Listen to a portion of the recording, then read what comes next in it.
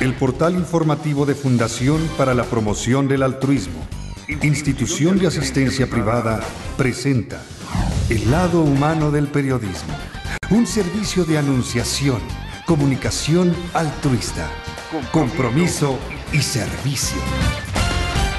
Hola, ¿qué tal? ¿Cómo están todos ustedes? Me da mucho gusto saludarles. Esto es Anunciación TV y ahora vamos a recibir un invitado especial aquí en el set de televisión. Le damos la bienvenida porque él es el nuevo coordinador de la Junta General de Asistencia del Estado de Hidalgo.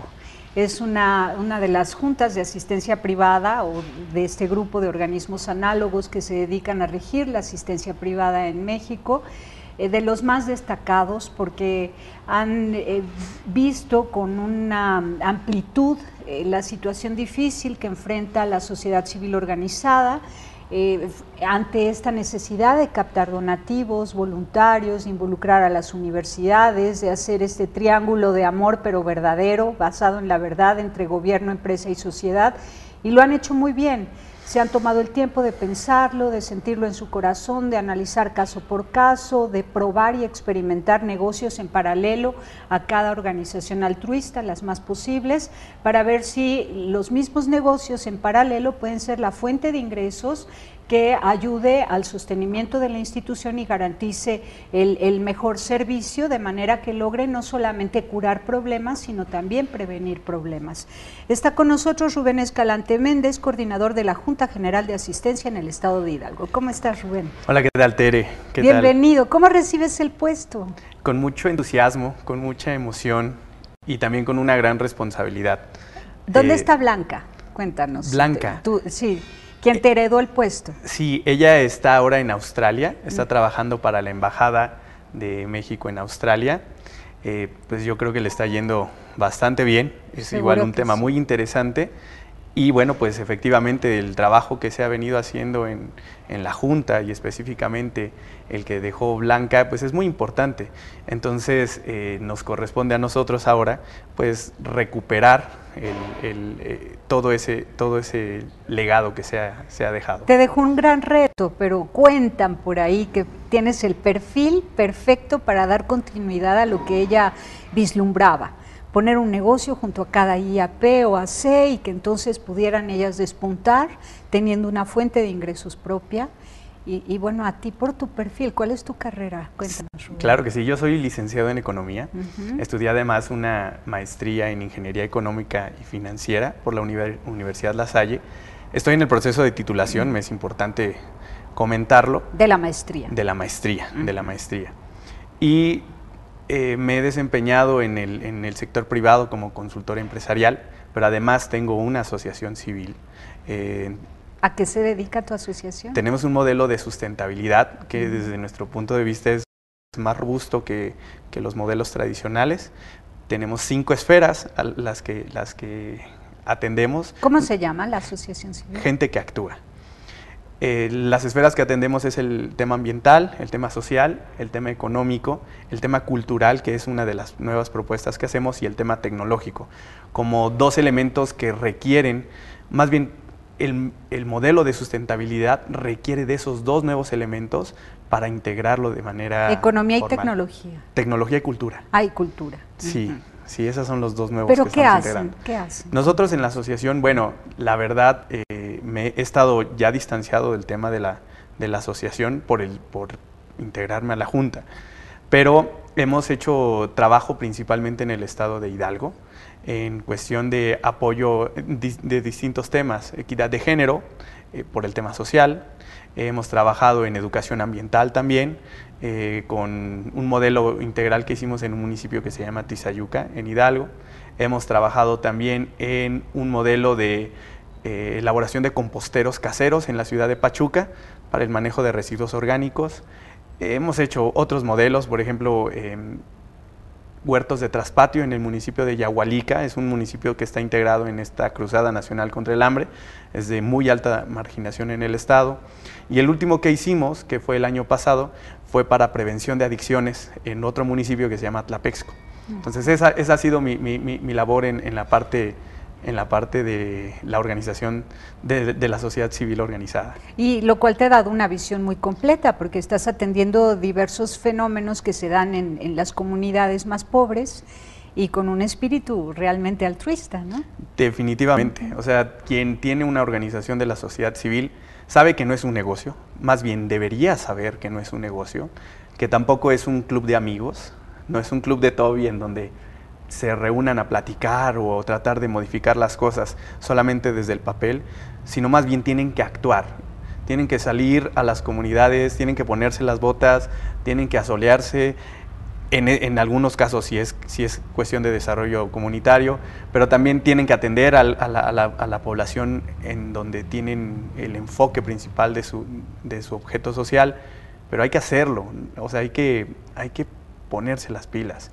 Y hay que vivir con las comunidades, hay que trabajar con ellos, no solo para ellos. Así es, porque nosotros también creemos mucho en el tema de autodeterminación, de en dónde estás parado, tienes que preguntarle a la gente, ¿no? O sea, es una política pública y que muchas veces las organizaciones de la sociedad civil inciden en la elaboración de políticas públicas, tiene que nacer de la gente, tiene que nacer de preguntarle a la gente qué es lo que le duele, cuál es su problema, porque en muchas ocasiones desde el gabinete queremos modificar queremos modificar las condiciones de aquellos que están muy alejados, pero no les hemos preguntado realmente si es lo que quieren que se modifique, ¿no? Incluso si tienen una propuesta para el mundo occidental, ¿no? Para el mundo desarrollado o en desarrollo, que pretende pues este progreso aparente que nos tiene a todos en una desolación tremenda, realmente fracturas familiares, migración, desapariciones forzadas, bueno, tantas cosas que hemos visto, ¿no? Acaparamiento de riqueza, etcétera. Entonces a lo mejor esas comunidades tienen una propuesta y por eso también hay que escucharlas. Sí, claro, hemos sido muy egoístas y muy creemos que nosotros tenemos la respuesta absoluta a algunos problemas, sí, desde nuestro contexto. O sea, desde nuestro contexto podemos dar solución a algunos elementos, pero no se puede llevar el mismo modelo a todas partes, ¿no? Yo creo mucho en el tema de tropicalizar las experiencias, los modelos, a la realidad que vive las personas a quienes estás ayudando. Entonces, ahora que tengo la oportunidad de estar en la Junta, cuando se acercan con nosotros organizaciones de la sociedad civil, trato mucho de sensibilizar esa parte, porque también es una realidad que se han constituido muchas organizaciones y no quiero que suene despectivo, pero pareciera que es una plaga ahora en este momento aquellas que... me encanta que toques ese punto, te agradezco enormemente, porque lo que sucede es que se difundió y se ha difundido ya por suficientes años en este país, que tenemos que tener millones de organizaciones no lucrativas, lo cual a mí me suena, como periodista y haciendo análisis político, que no hay la intención de prevenir los males sociales, sino que como una forma de generación de empleo para clase media preparada, profesionistas, entonces inventarse obras no lucrativas, instituciones así intermedias entre gobierno y la base social, que es mayoría, que debe autodeterminarse, ¿no? Y que con tanta sociedad civil intermedia pues no les permite esa autodeterminación, sino que adormece los ánimos del pueblo y no se resuelven los problemas. O sea, no tiene por qué haber tantas organizaciones no lucrativas, deben ser un mal necesario, pero no la regla de un sistema. Ahora, yo te lo explico como periodista, pero tú dilo mejor que yo, por favor, explícalo. Me gustaría compartir, bueno, cuál es de manera visión personal. Sí, por favor. Esto quiero comentarlo. Pero además quiero destacar que tienes formación lasallista y eso también habla de justicia social, de un deseo auténtico de justicia social. Entonces, suéltalo, por favor, porque yo aquí en mi lenguaje así medio crítico y a veces agresivo como periodista trato de expresar lo que dije, pero seguramente tú como un profesional de la economía lo dirás de una forma más clara. Por supuesto. Creo que a veces queremos comparar la estructura nacional con la mexicana, con la estructura de Estados Unidos.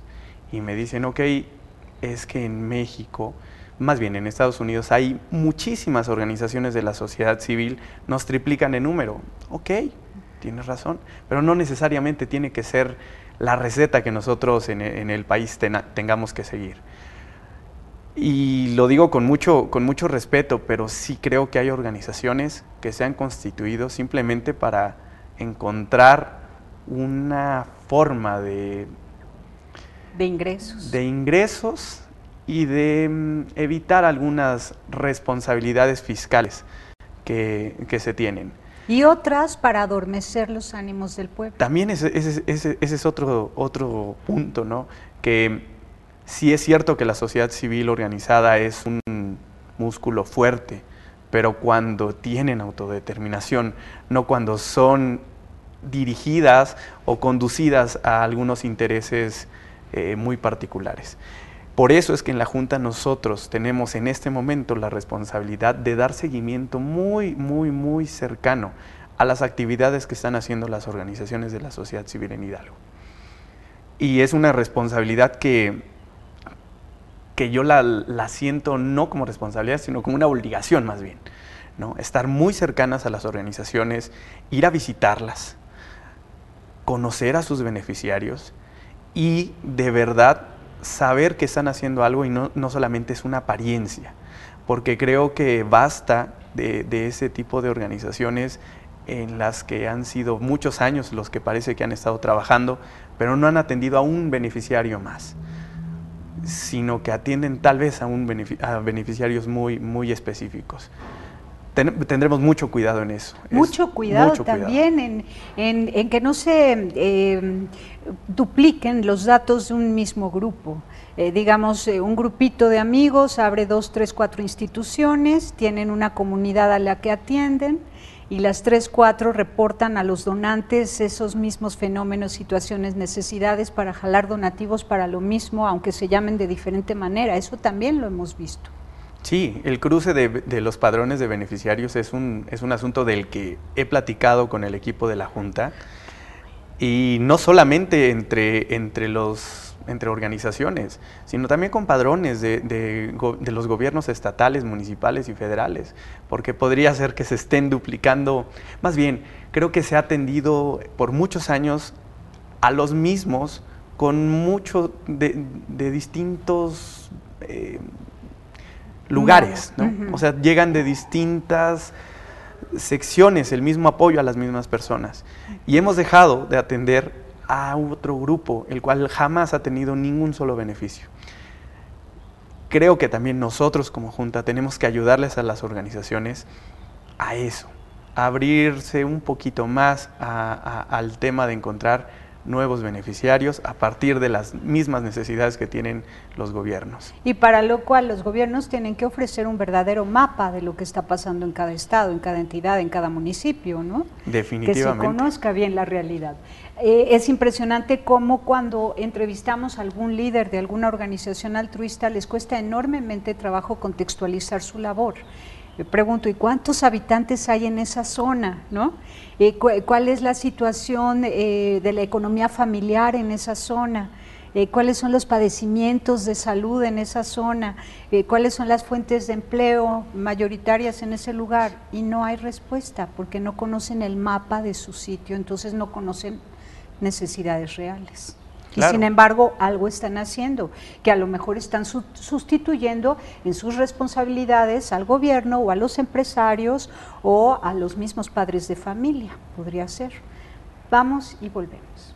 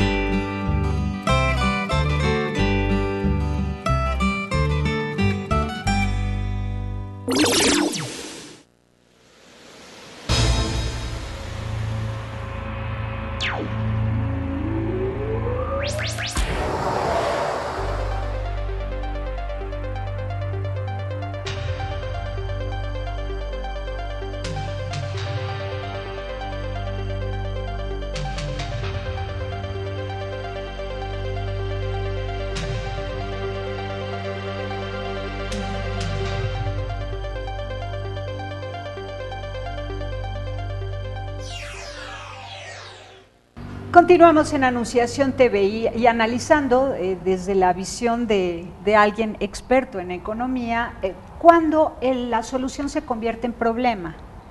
La sociedad civil organizada, que abunda, que en México pretende copiar a Estados Unidos, tener millones de organizaciones no lucrativas para paliar o para tapar el sol con un dedo o para generar empleo para los profesionistas o para qué, ¿no? Para lavar dinero, para desviar recursos, para consentir al gobierno en su ineficiencia, para satisfacer las exigencias de un sistema global, de una economía neoliberal injusta que genera pobreza, para hacer como una red social que cacha a los pobres, ¿no?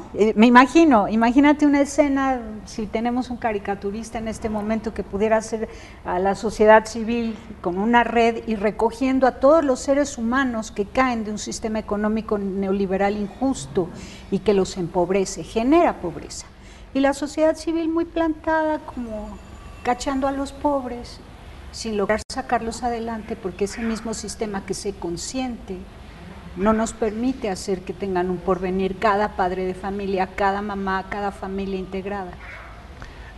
Yo creo que el papel que juegan las organizaciones de la sociedad civil específicamente pueden ayudar a, se les llama las brechas que algunas políticas públicas no han podido atender. Y es que también es cierto que hay muchas organizaciones que hacen bien su trabajo, ¿no? O sea, es una realidad, hacen muy bien su trabajo y atienden ese sector que las políticas públicas no han podido atender. Y eso en Hidalgo lo tenemos bastante claro. La Junta, junto con todas las organizaciones de la sociedad civil, apoyan al Estado para atender a esos grupos que no han sido atendidos. Para evitar que pase lo que pasa a nivel nacional, ¿no? Definitivamente. Y es que al final del día, todas las organizaciones, bueno, excepto aquellas que hacen aportaciones directamente de su bolsillo de los socios, pero todas funcionan con dinero público. Ya sea si participan en alguna convocatoria federal o estatal, es dinero público el que están utilizando. Eso nunca tienen que perderlo de vista. También cuando son donaciones de empresas privadas, desde mi punto de vista, también están utilizando dinero público. ¿Por qué? Porque están entregando un recibo deducible de impuestos, que si no existiera ese recibo, tendría que caer a las arcas de la federación y la federación hacer una reasignación de ese recurso. Se ha hecho mediante la existencia de los recibos deducibles de impuestos. Entonces, definitivamente, aunque haya llegado el dinero de una empresa privada, es dinero público. Por lo tanto, las organizaciones están trabajando con dinero público y tienen que ser transparentes y rendir cuentas de la misma forma que se está exigiendo ahora a los estados y a la misma federación. Y trabajar en consonancia con las necesidades que detecta el Estado. Claro. Tiene que haber un verdadero acercamiento. Yo hablo de la tetrahélice. Hay quienes en el mundo empresarial hablan mucho sobre la triple hélice. La triple hélice es cómo participan los empresarios, el Estado y la academia. Yo le llamo la tetrahélice porque tiene que integrarse también la sociedad para que sea un modelo que sea realmente integral y que atienda, pero comunicándose entre estas cuatro esferas, ¿no? Si no hay comunicación directa entre las organizaciones y los estados, seguimos trabajando con la misma, o seguimos generando la misma brecha. Por eso que insisto que nosotros en Hidalgo lo tenemos bastante claro. El gobierno del estado trabaja bajo esa directriz de tener una comunicación totalmente directa con nosotros como Junta, y que nosotros como Junta tenemos la obligación de generar esa comunicación con las organizaciones de la sociedad civil. Ahora, ¿cómo evitan en el estado de Hidalgo que sucedan cosas como en el estado de Sonora, por ejemplo, donde le quitan el agua a los indígenas para llevarla a empresas transnacionales, empobrecen a 1 millón de personas y la sociedad civil tiene que entrar al quite para rescatar ese 1 millón de personas? ¿Cómo evitan que eso suceda? Que el gobierno local consienta a empresarios cúpula a costa del empobrecimiento de los demás, y luego a costa de que la sociedad civil tiene que ayudar a esos pobres a salir adelante no sé dónde, porque México está expropiado, se está vendiendo por todos lados. Yo quisiera aquí agregar o meter un comercial, en el sentido de que en Hidalgo existe un instrumento que se llama la bitácora ambiental, que no es otra cosa más que el conjunto de todos los ordenamientos ecológicos territoriales en un sistema que es público además. Todos pueden acceder a la bitácora ambiental desde la página de la Semarnat Hidalgo. Bueno, ese fue mi comercial, ¿verdad? Pero todos pueden acceder a esa herramienta y observar los programas de ordenamiento ecológico territorial, los llamados OETs. Bajo esa política de planeación del Estado, es como podemos evitar algunas arbitrariedades que otros pueden considerarlas así. Cuando planeas que este territorio será un territorio agrícola o que es un territorio para integrar empresas privadas, pues entonces tienes la directriz, ¿no? Creo que es un instrumento que puede servir para evitar ciertas abusos, ¿no? En Hidalgo no tengo yo conocimiento de que haya algún caso que sea extremo. Hay una planeación y hay un respeto por el territorio. Creo que es algo muy importante del que hay que hablar, que el territorio y la planeación del territorio es del dueño del territorio. O sea, no pueden llegar también a decir que tendrá una vocación distinta a la tierra. Quien ha vivido ahí milenariamente es quien entiende realmente la vocación de la tierra y respeta la tierra. No solamente la utiliza para pisarla, la entiende como un elemento de vida. Me encanta. Ahora, ¿qué problemas sociales encuentras como los más fuertes en Hidalgo? En el estado de Hidalgo, problemas sociales, estaría en este momento mintiendo, no quiero decir alguna ocurrencia. Si fuera algo que tuviera presente lo hubiera dicho instantáneamente, pero no tengo en este momento algún problema social que se me venga muy fuerte a la mente, no lo tengo detectado. ¿Y la economía familiar no está muy afectada, o si la pobreza ha llegado también a tocar el estado de Hidalgo de manera extrema? De manera extrema, bueno, Hidalgo ha incrementado o ha subido en el escalafón de los estados más pobres, y eso es bastante bueno. Yo recuerdo que cuando estudiaba economía éramos el 5º estado más pobre. Ahora ya no somos el 5º estado más pobre. Eso es un signo de que vamos bien. Lamentablemente, pues una economía estatal pues responde a las señales o ¿cómo? Se me fue el término económico, pero se dirige o está supeditada a una economía nacional. O sea, la economía nacional en este momento está delicada. O sea, no y puedo al mismo decir, tiempo supeditada a la economía mundial. Definitivamente. Pero también sabemos que el trabajo desde lo local puede ser un instrumento interesante para modificar las condiciones sociales. O sea, eso creo que lo ha entendido bastante bien el gobernador del estado, el licenciado José Francisco Olvera Ruiz. Creo que lo ha entendido y lo está trabajando en políticas desde lo local, que apoyen a la economía local. Es público, por ejemplo, que en Hidalgo no se puede construir ningún Oxxo más, ni uno más, y lo dijo el gobernador del estado. ¿Con qué intención? Pues con la intención de no desproteger la brecha que el mismo modelo económico ha generado. O sea, una apertura de un comercio como el que estoy platicando implica el cierre de muchas más y de muchas familias, ¿no? Las familias entonces se quedan sin empleo y tendrán que recurrir a otros elementos para encontrar dinero. Y si no los encuentran y tienen a un niño llorando, pues van a buscar la manera, sea legal o no sea legal. Entonces hay que cuidar mucho eso desde lo local. Oye, y el eso gobernador tiene lo una tiene gran claro. inspiración en la economía solidaria, en cuidar que no haya invasión de un determinado negocio que desplace a otros muchos, ¿no? Cuidar que haya equidad y que haya mercado para todos. Así es. Creo que es una visión muy interesante la que ha tenido el gobernador. Y muy valiente. Y valiente, porque se avienta a grandes monstruos encima de él. Y creo que lo ha soportado bastante bien. Ahora, ¿tú cuántas instituciones tienes registradas como Junta de Asistencia Privada? Hasta el año 2014 tenemos 174 organizaciones inscritas, todas ellas con un objeto de asistencia social. Sin embargo, también es importante mencionar que para este año vamos a aperturar o vamos a dar opción a que se inscriban todas las organizaciones de la sociedad civil con nosotros.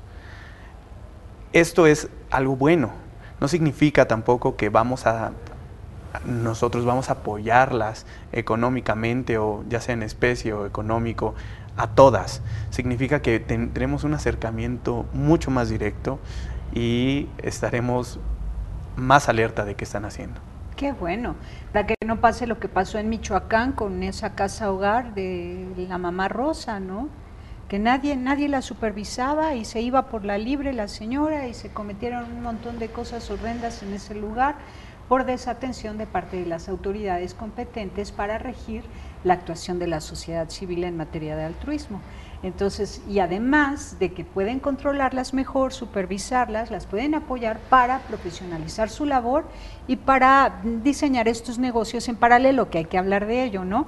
Este plan que ha tenido la Junta de Asistencia Social del Estado de Hidalgo, que es que el mayor número de instituciones posibles tengan un negocio paralelo que les inyecte recursos. Vamos y volvemos.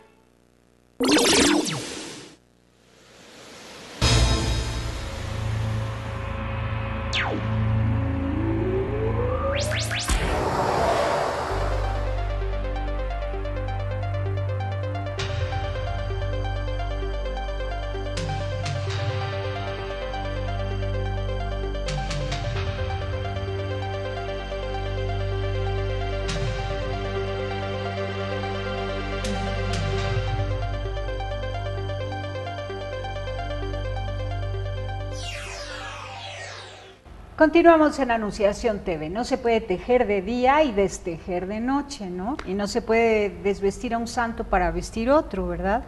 Dime, dentro de las políticas del Estado de Hidalgo que le hacen ser un Estado muy particular, muy especial, que llama la atención y que vale la pena estudiar y analizar porque su actuación es muy valiente, ¿no? Muy respetuosa de los habitantes de su Estado.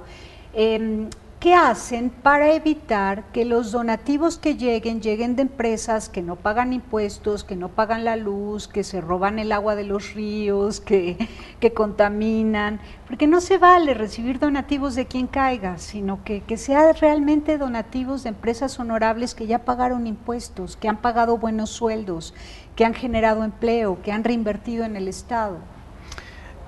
Antes de entrar en el tema, me gustaría comentar que Hidalgo es un estado en el que puedes caminar, específicamente Pachuca, a las 2 de la mañana, a las 3 de la mañana, y no te preocupas de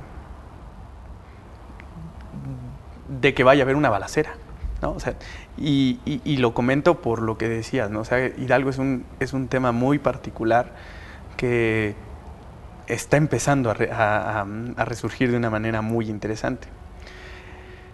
Y si nos vamos al tema de cómo las organizaciones de la sociedad civil tienen que generar ingresos, que obviamente no pueden ser utilidad, sino más bien se convierten en remanentes para los beneficiarios directos que están atendiendo.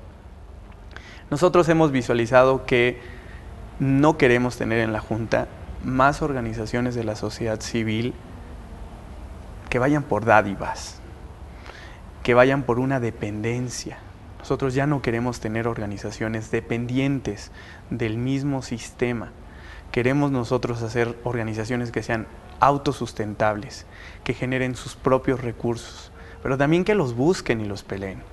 Por eso este año vamos a profesionalizar a las organizaciones en el tema de elaboración de proyectos, pero de manera práctica, en donde ellos al final tengan un proyecto elaborado, dirigido y atendido por un consultor que los vaya orientando y que vaya caminando de la mano, que les muestre opciones de fondos en los que pueden participar y que además de las organizaciones que podamos profesionalizar, una proporción o un porcentaje sea beneficiario directo. Esa es nuestra gran tarea y es el gran reto que tenemos este año en la Junta. Y los negocios que tenían unas 10 o 15 instituciones que durante el tiempo de Blanca como coordinadora se crearon, porque su intención era, vamos a probar esto, que haya un negocio en paralelo a esta institución y que toda la utilidad de ese negocio vaya directo a la institución. Y que sea el mismo patronato el responsable de este negocio y de esto para garantizar que llegue el dinero directo a la institución. Es lo que tenemos claro en el modelo de la Tetra Helix. Si tú como organización de la sociedad civil solamente alcanzas a ver la esfera de tu organización, pues lo estás viendo con un microscopio, estás viendo solamente ese pequeño punto. Pero entre más vas alejando la óptica o el foco, pues tienes que darte cuenta que hay otras esferas las cuales tienen que contribuir o contribuyen en tu organización. Y hemos encontrado la construcción de empresas sociales que sirvan como fondeador de las organizaciones de la sociedad civil o de las asociaciones civiles en este caso.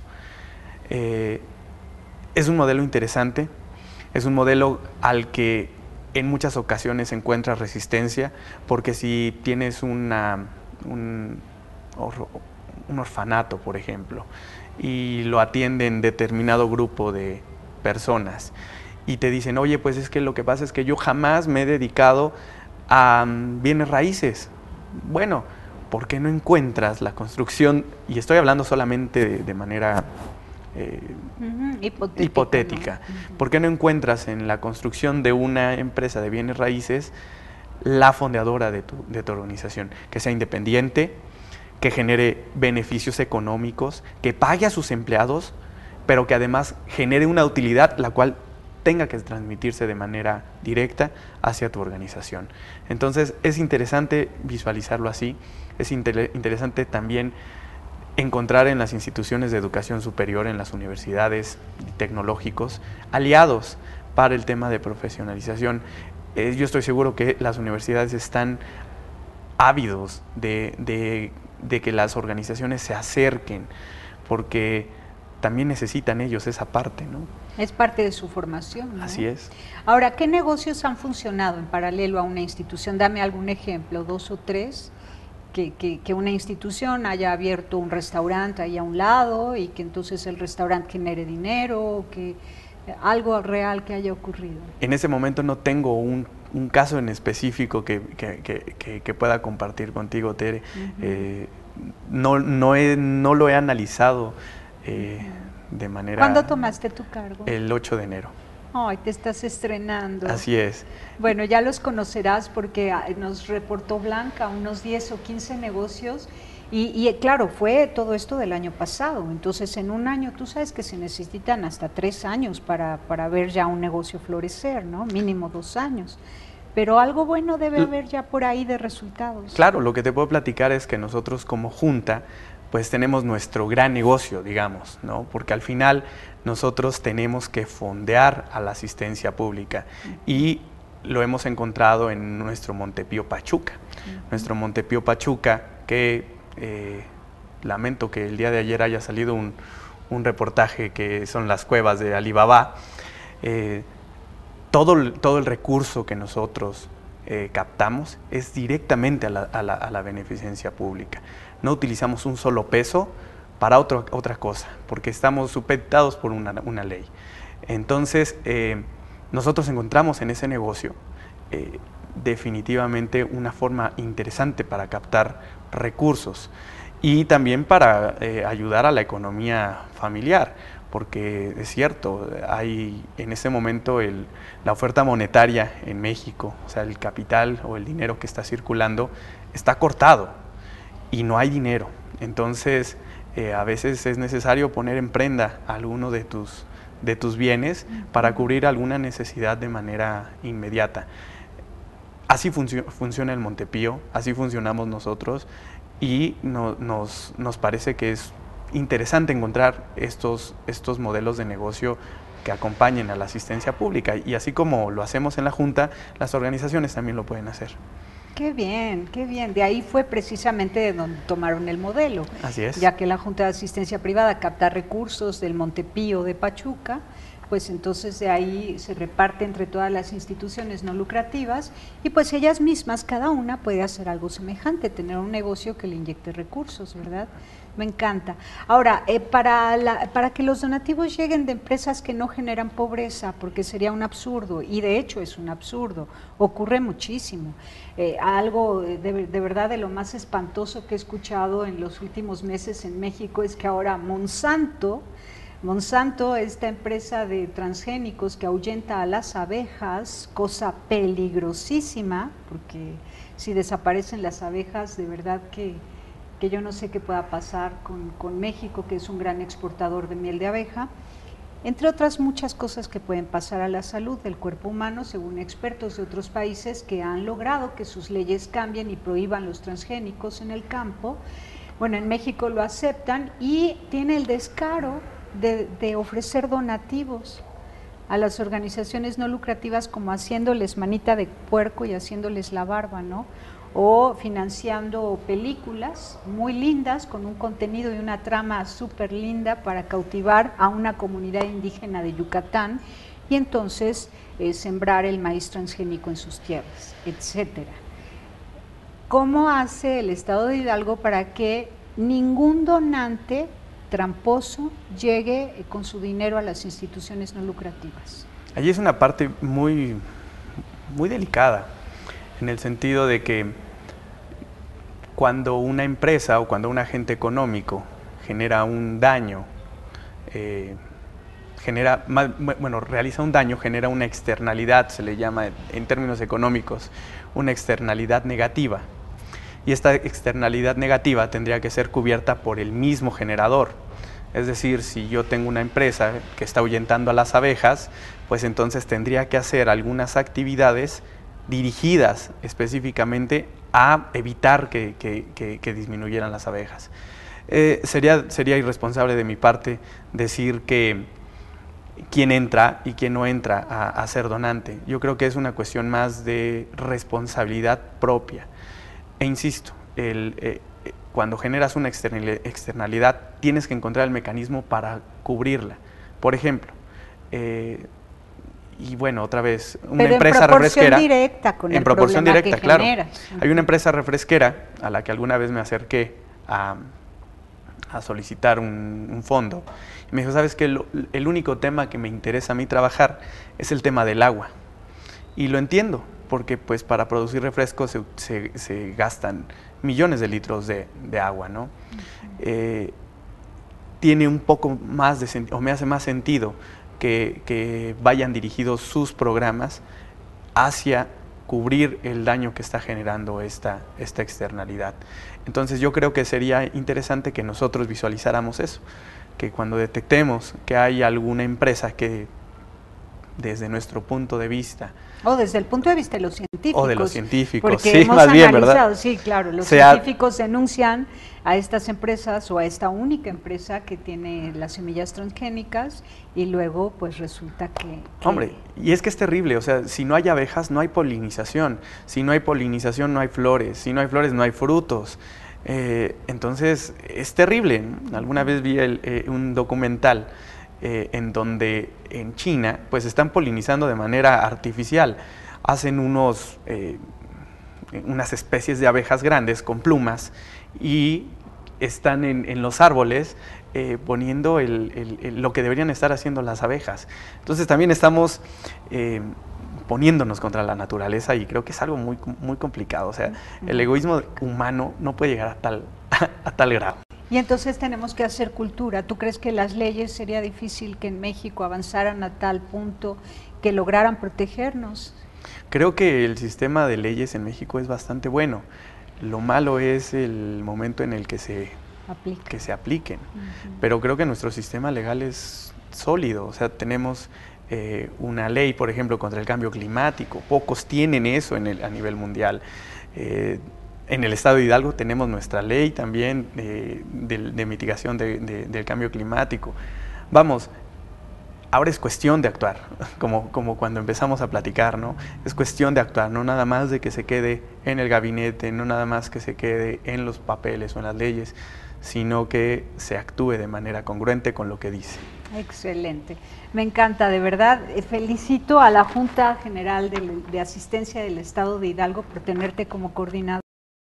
Gracias, Tere. Muchísimas gracias, y yo creo que la Confederación de Juntas de Asistencia Privada y organismos análogos se sentirá también muy honrada de tenerte en sus mesas de conversaciones, y espero que tengamos todos la capacidad de escucha, porque tus propuestas son muy congruentes, de verdad, con el sentir humano, con lo más auténtico del ser humano, del corazón, de la tierra, de los valores trascendentes, y ojalá que seas escuchado. Muchas gracias, Tere. Gracias. Muchas gracias. Pásela bien haciendo el bien. Hasta la próxima. Sí hay soluciones. Aquí, en el portal informativo de Fundación para la Promoción del Altruismo, Institución de Asistencia Privada. El lado humano del periodismo. Un servicio de anunciación, comunicación altruista. Participa en Facebook, Todo México Somos Hermanos, y síguenos en Twitter, @somos_hermanos.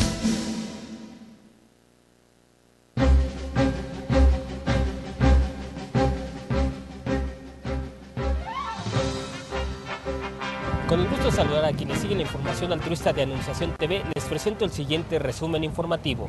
Conoce a Corinca IAP, una institución que atiende a niños en situación vulnerable y que forma a individuos que fortalecen a nuestro país. Jardín de Niños Corinca IAP es una institución de asistencia privada que ve en la educación la mejor forma de lograr una relación fuerte, responsable y competitiva. Cada año recibe a niños de escasos recursos y los ayuda a comenzar su vida académica, integrándolos a diferentes grados desde maternal hasta preescolar 3. El objetivo es brindarles una educación de calidad que mejore